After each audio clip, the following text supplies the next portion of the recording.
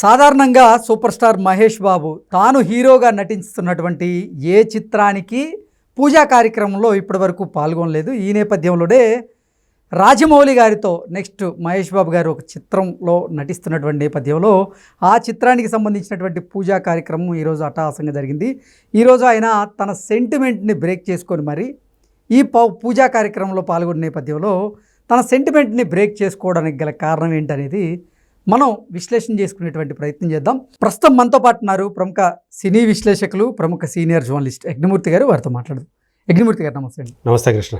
మహేష్ బాబు గారు తన సెంటిమెంట్ని బ్రేక్ చేసుకున్నారు అనేటువంటి వార్త సోషల్ మీడియాలో చక్కర్లు కొడుతూ ఉంది. సాధారణంగా గతంలో ఆయన నటించబోయేటువంటి సినిమాలకి ఆయన పూజా కార్యక్రమాల్లో పాల్గొన్న సందర్భాలు ఉన్నాయి, కానీ గత కొన్ని సంవత్సరాలుగా ఆయన నటిస్తున్నటువంటి ఏ చిత్రానికి పూజా కార్యక్రమంలో ఆయన పాల్గొన్నటువంటి దాఖలాలు అయితే ఎక్కడా లేవు.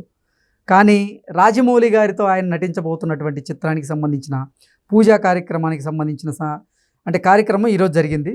దాంట్లో ఆయన పాల్గొనడం జరిగింది. ఏంటి సార్ ఆయన సెంటిమెంట్ని ఆయన పక్కన పెట్టుకోవడానికి కారణం ఏంటి? నిజంగా ప్రస్తుతం ఇప్పుడు మీడియాలో, సోషల్ మీడియాలో అదే హాట్ టాపిక్ అని చెప్పాలి ఈరోజు. ఎందుకంటే ఆయన తను హీరోగా యాడ్ చేస్తున్నటువంటి సినిమాలకు సంబంధించి చివరిగా అటెండ్ అయినటువంటి ఓపెనింగ్ సినిమా ఏదైందంటే అది అతిథి. సురేందర్ రెడ్డి డైరెక్షన్లో ఆయన చేసినటువంటి సినిమా. అది లాస్ట్ టైం ఆయన అటెండ్ అయినటువంటి తన సినిమా ఓపెనింగ్ అనమాట. ఆ ముహూర్తపు షాట్ అది. ఆ తర్వాత ఆ సినిమా మనకు తెలుసు ఆడలేదు. అప్పటి నుంచి కూడా ఆయన తన ఏ సినిమా జరిగినా లాంచింగ్ అవుతుంటే ఆ లాంచింగ్లో ఆయన మాత్రం ఉండడు. సార్ ఏంటి ప్రారంభోత్సవంలో కానీ లేదంటే పూజా కార్యక్రమంలో మహేష్ బాబు పాల్గొంటే ఆ చిత్రం ఫ్లాప్ అవడం ఖాయం అనేటువంటి భావనలో ఆయన ఉన్నారా? అందుకే ఇన్ని చిత్రాలకి ఆయన పూజా కార్యక్రమంలో పాల్గొనలేదా?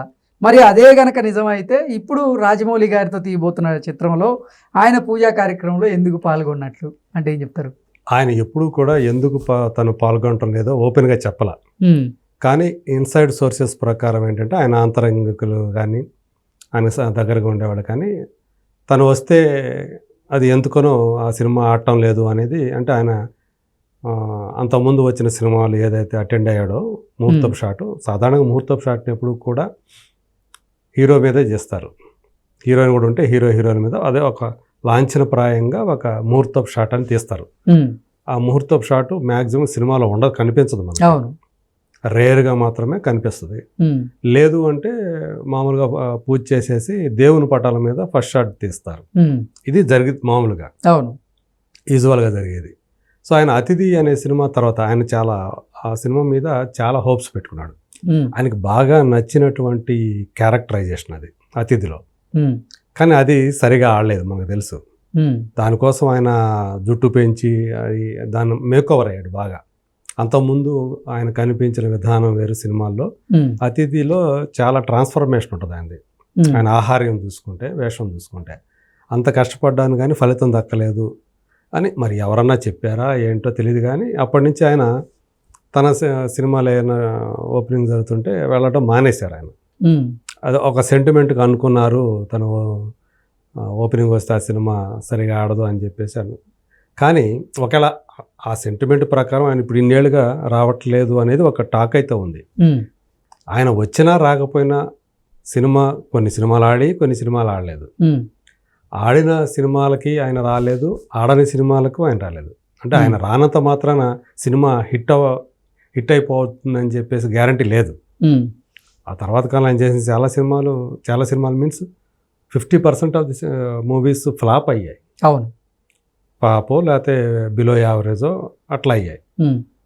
సో కాబట్టి అంటే అలాంటి సెంటిమెంట్ ఊరికే మనకు తెలుసు కదా, మన సినిమా ఇండస్ట్రీ అంటేనే సెంటిమెంట్లకు ఆలవాలం అని చెప్పేసి. ఏదైనా ఒకటి స్ప్రెడ్ అయిందంటే దాని తగ్గట్టు అదే ఒక సెంటిమెంట్ లాగా మిగతా వాళ్ళు కూడా పాటిస్తూ ఉంటారు. ఆ టైపు నడుస్తూ ఉంటుంది. ముహూర్తాలకి, గ్రహ బలాలకి, ఇట్లాంటి వాటికి బాగా ఎక్కువ ప్రయారిటీ ఇస్తారు. దాంతోపాటు ఏదన్నా ఇప్పుడు ఆ పలానా హీరోయిన్తో యాడ్ చేస్తే ఆ అమ్మాయికి 2-3 సినిమాలు ఫ్లాప్ అయినాయి అంటే ఐరన్ లెగ్ అని ముద్రేస్తారు. ఆ అమ్మాయిని హీరోయిన్ పెట్టుకోవాలంటే పెద్ద హీరోలు కూడా వెనకాడతారు దాని ఒక సెంటిమెంట్గా. మళ్ళీ మన సినిమాలో ఆ అమ్మాయిని తీసుకుంటే ఈ సినిమా కూడా ఫ్లాప్ అవుతుంది అని చెప్పి. కానీ అది ఊరికే అంతేగా. నిజానికి హీరోయిన్ ఐరన్ లెగ్ కానీ లేకపోతే ఇంకొకళ్ళు ఐరన్ లెగ్ కానీ వాళ్ళు వస్తే సినిమా ఆడదని చెప్పి అనుకోవడానికి ఉండదు కదా. యాక్చువల్గా సినిమా బాగుంటే ఇవన్నీ ఏం పట్టించుకోరు. అలా అనుకుంటే మరి హీరోలను కూడా ఐరన్ లెగ్ అని వెయ్యాలిగా. హీరోయిన్లు అనుకోవచ్చుగా, పలానా హీరోతో యాడ్ చేస్తే మనకు మళ్ళీ వాడు అసలు 4-5 సినిమాలు వరుసగా ఫ్లాప్ అయినాయి, అతను యాడ్ చేస్తే ఆ సినిమా వాడు మళ్ళీ మనకు ఫ్లాప్ అవుతుంది, హీరోయిన్ కూడా అనుకోవచ్చు కదా. ఎందుకు ఓన్లీ హీరో పాయింట్ ఆఫ్ వ్యూలను చూసి పలానా హీరోయిన్ ఆమె సక్సెస్లో ఉంది కాబట్టి ఆమెను తీసుకుందాం అనుకుంటారు. ఇలాంటి రకరకాల సెంటిమెంట్స్ అయితే ఫాలో అవుతూ ఉంటారు. ఎందుకు అవుట్డేటెడ్ అయిపోయింది, ఆమెతో మళ్ళీ ఎందుకు చేస్తారో, ఆ డైరెక్టర్ అవుట్డేటెడ్, అతనితో ఎందుకు వర్క్ చేస్తున్నారు, ఇలాంటివి చాలా నడుస్తూ ఉంటాయి. కథ స్క్రిప్ట్ ఎలా ఉంది ఏంటి అనే దానికంటే కూడా ముందులో ఇలాంటి సెంటిమెంట్స్ ఎక్కువ వర్కౌట్ అవుతూ ఉంటాయి.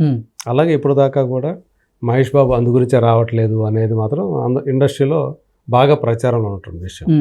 సో ఎట్టకేలకు దాన్ని ఆయన ఇప్పుడు బ్రేక్ చేశారు 18 ఏళ్ల తర్వాత. బహుశా అంటే అది అలాంటి సెంటిమెంట్లు పక్కన పెట్టండి, అవి ఎందుకు ఇంకా ఈ రోజుల్లో కూడా అలాంటి సెంటిమెంట్లు పాటించడం ఎందుకని. ఒకవేళ రాజమౌళి, విజయేంద్ర ప్రసాద్ గారు ఏమైనా కన్విన్స్ చేశారేమో మనకు తెలియదు, కానీ ఆయన బదులు మామూలుగా ఇప్పటి వరకు ఏంటంటే ఆయన సినిమాలకి నమ్రత గారు వస్తూ ఉంటారు. ఆమె వచ్చి గెస్ట్గా క్లాప్ ఇవ్వడము, కెమెరా స్విచ్ ఆన్ చేయడము చేస్తూ ఉంటారు. లేదా ఇంకెవరైనా కృష్ణ గారు ఉన్నప్పుడు కాలం ఏంటంటే ఆయన వచ్చేవాళ్ళు, వచ్చి ఆయన క్లాప్ ఇచ్చి వెళ్ళేవాళ్ళు, దేవుని పటాల మీద క్లాప్ ఇచ్చి అట చేసేవాళ్ళు. ఏదర్ కృష్ణ ఆర్ నమ్రత అన్నట్లు ఉండేది. సార్ ఇప్పటివరకు దర్శక ధీరుడు అయినటువంటి రాజమౌళి గారికి ఫ్లాప్ తెలియని ఒక దర్శకుడిగా ఆయనకి పేరుంది. అవును. ఆ ధైర్యంతోనే మళ్ళీ ఇప్పుడు తన సెంటిమెంట్ని బ్రేక్ చేసుకుని మహేష్ బాబు ఈ పూజా కార్యక్రమంలో పాల్గొని ఉండొచ్చా అంటే ఏం చెప్తారు? అంతే. అంటే ఈసారి ఆయన పూర్తిగా రాజమౌళిని స్క్రిప్ట్ని నమ్మాడని అనుకోవాలా. ఓకే. సో ఇప్పుడైనా సరే దాన్ని బ్రేక్ చేసేద్దాం. అసలు ఇప్పుడు దాకా అది ఏదైతే జనాల్లో ఉందో ఒక అభిప్రాయం, దాన్ని బ్రేక్ చేసేద్దాం అనుకొని ఆయన ఇంటెన్షనల్గానే వచ్చాడేమో మనకు తెలియదు.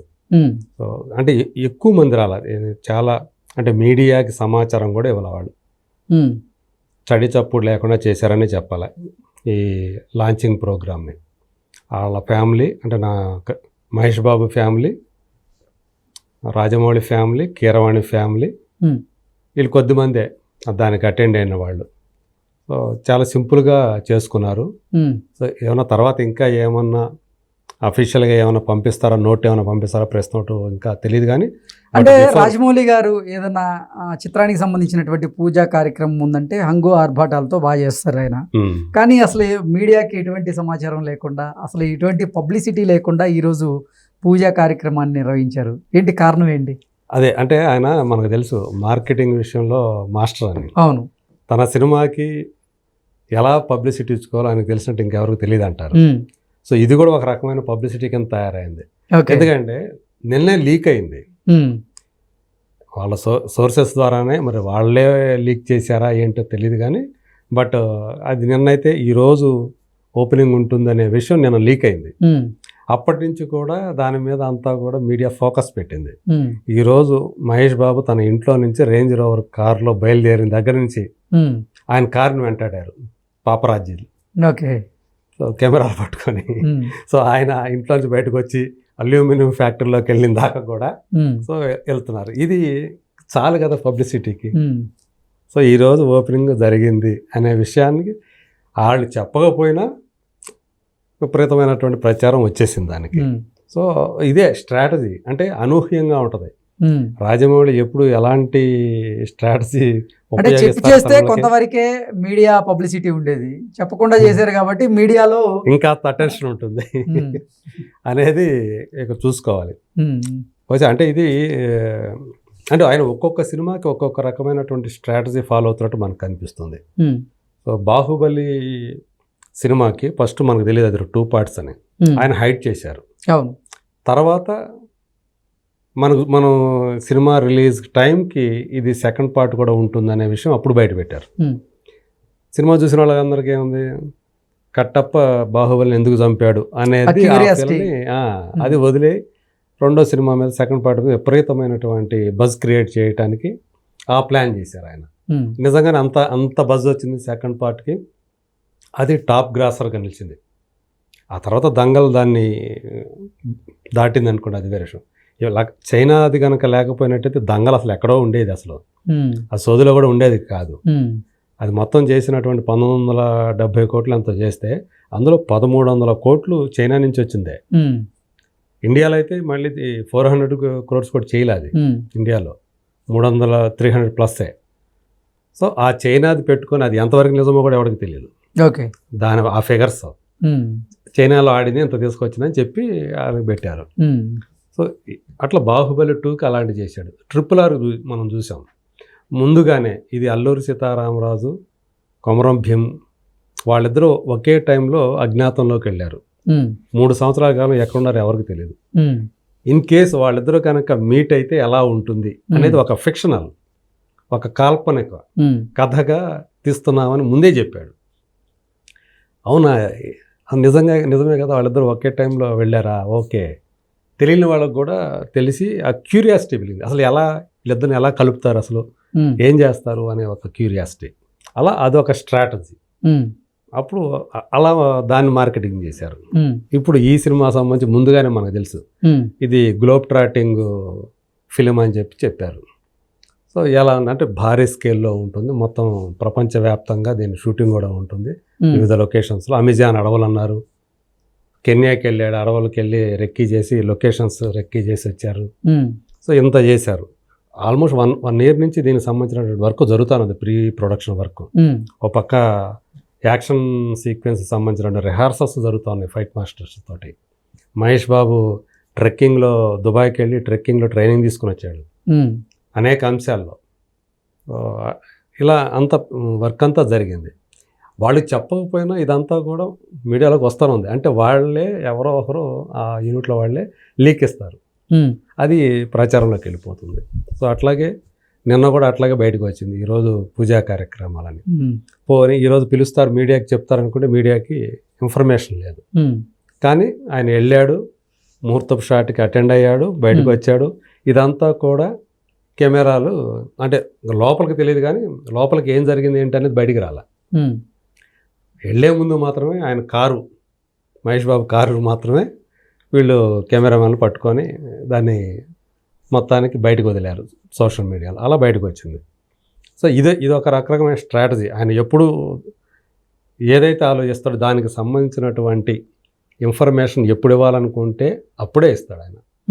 అది ఆ రకమైనటువంటి ఒక ధోరణి ఆయన అనుసరిస్తాడు. కాబట్టి మరి ఈ సినిమా సంబంధించి ఒక పక్క మహేష్ బాబు ఫ్యాన్స్ ఏమో వాళ్ళు ఎదురు చూస్తున్నారు, ఏమైనా ఫోటోలు వస్తాయేమో, మన హీరో ఇన్నేళ్ల తర్వాత ఓపెనింగ్కి వెళ్ళాడు తన సినిమాకి, చూడాలి అని చెప్పేసి వాళ్ళు ఎదురు చూస్తూ ఉంటే వాళ్ళు కొంచెం డిసప్పాయింట్మెంట్కి గురయ్యారు.